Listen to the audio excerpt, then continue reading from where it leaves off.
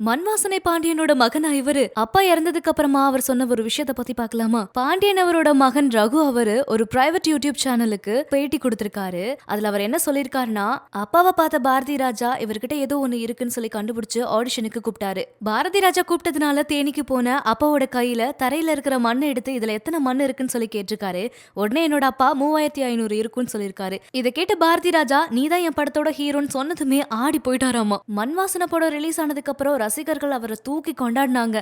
அப்பா நிறைய குடிப்பாரு. ஒரு கட்டத்துல குடிக்க அடிமையாகிட்டாரு. குடிப்பழக்கம் மட்டும் இல்லாம இருந்துச்சுன்னா அவர் இன்னுமே உச்சத்துல இருந்திருப்பாரு. வெகுளித்தனமான ஹீரோ அவரு. அப்பாவை வச்சு நிறைய பேர் பெரிய ஆளா வந்திருக்காங்க. ஆனா கடைசி நேரத்துல அவங்க எல்லாம் கை கொடுக்காம போயிட்டாங்க. நல்லா பழகி அவரையே கீழே இறக்கி பெரிய ஆளாகிட்டாங்க. என் அப்பாவுக்கு பணத்தோட அருமை தெரியவே இல்ல. யாரை எந்த இடத்துல வைக்கணும்னு தெரியல.